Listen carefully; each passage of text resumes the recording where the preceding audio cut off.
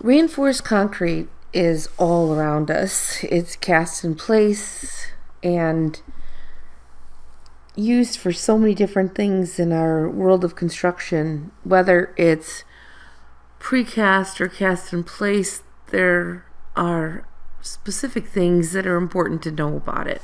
And that's what this section talks about. The Michigan Concrete Association in Lansing does offer a level 1 certification if you're interested.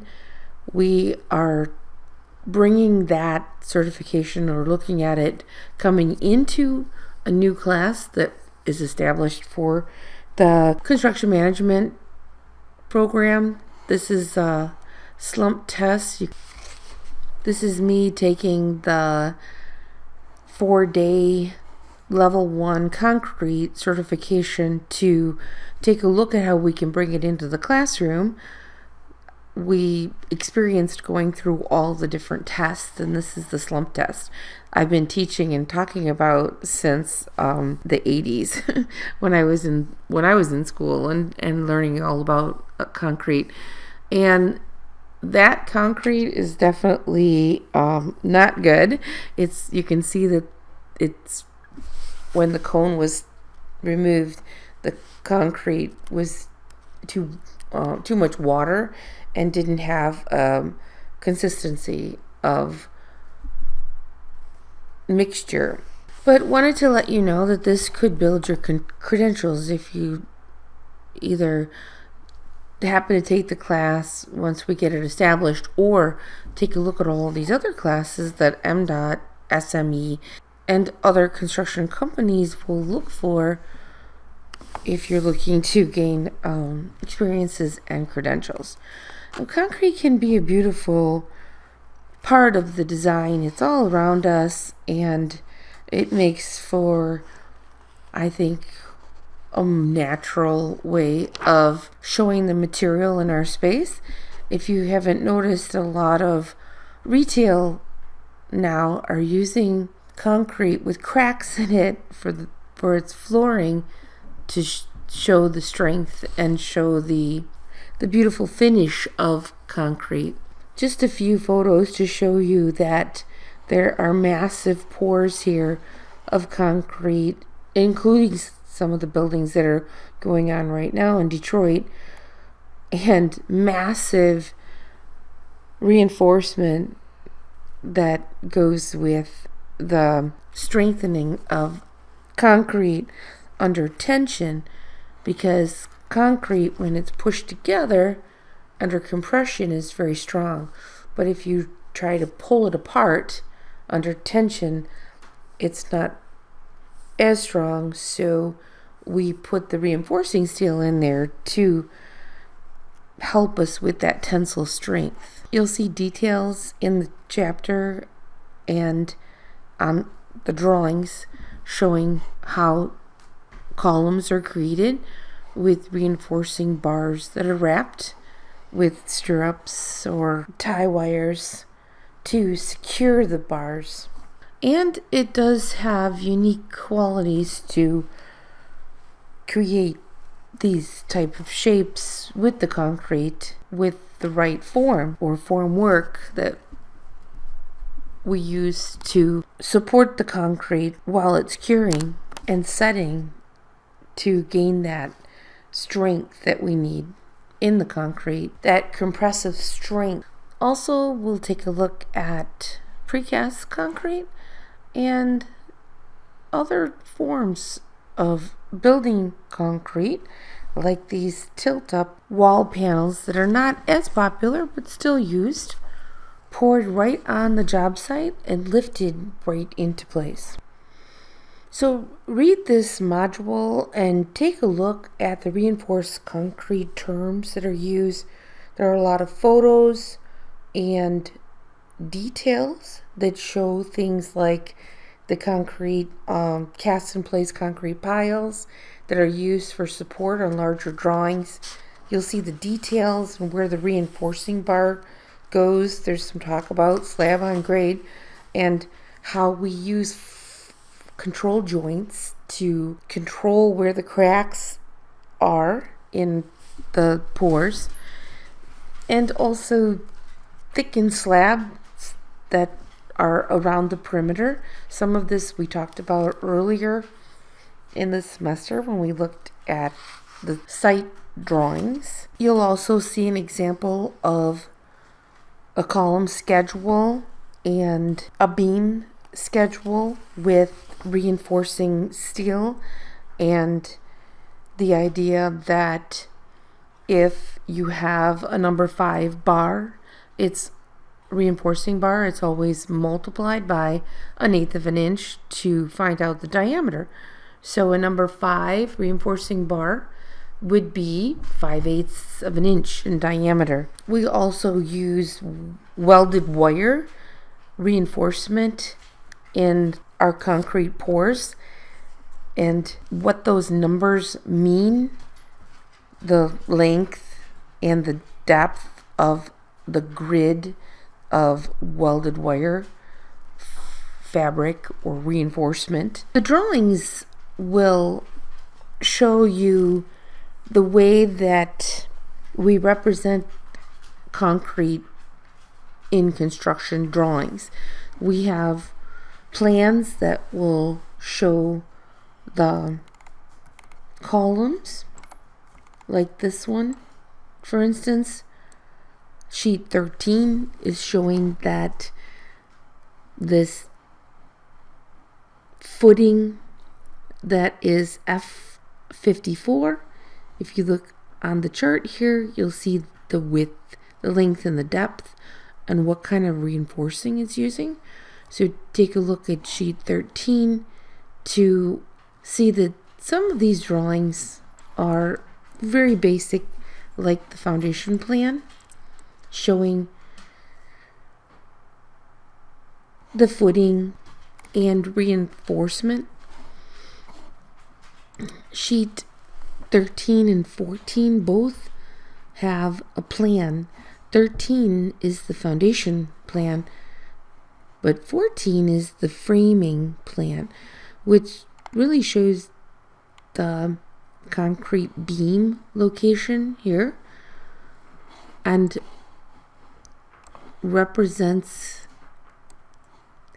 the number of joists, the reinforcing bar, and the number of them and the size, and also showing where they're located. You'll see all these section cuts. There's a whole page here, sheet 16, that shows the wall section. So I think what's great about this module, like the others, is that the book will introduce you the concepts and show you pictures and some drawings, but then you get a chance to take a look at the sheets and see what you'll be looking at when you review the construction drawings. So for instance, here's that perimeter beam, the floor system with the reinforcing bars in it, and that kind of waffle slab dome form where you don't really need to have the concrete.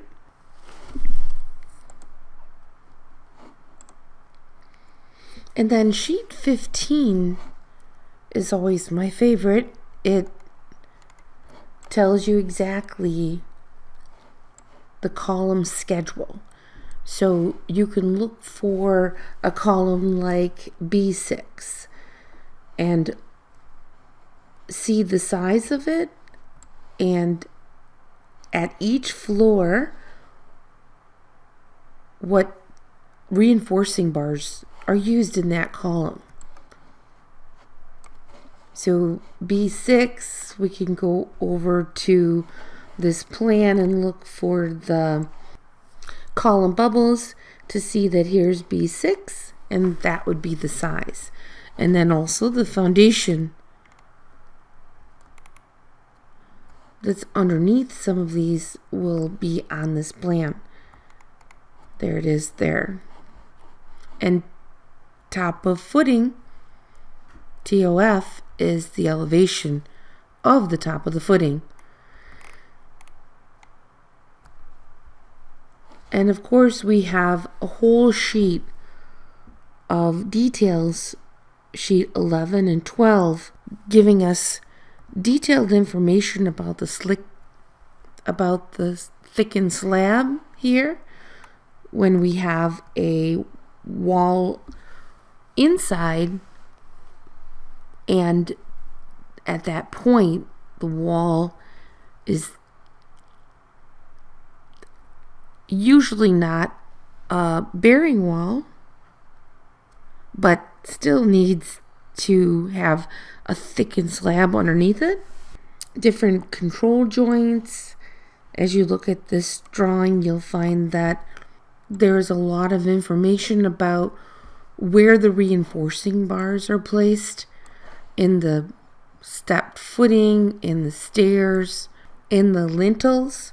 So the openings, there's a beam schedule here. So here's the clear span, and with that amount of span you would need to have this depth and the reinforcing bars here for the top and bottom. And then sheet 12 shows those typical dome forms, a kind of hollow piece where we don't really need the concrete because we're creating these kind of beams out of it. Here's a detail of the perimeter beam. So the section will show it, but it won't show the details of it and all the information around it. If you look at these details, you can start to see the concrete stair landing here and how the reinforcing bars run through the concrete steps. Some retaining walls here with the vertical and horizontal bars. And as you look at construction drawings, you'll find that there are a lot of typical details that you could pull off of one job and use on another because the details are very similar.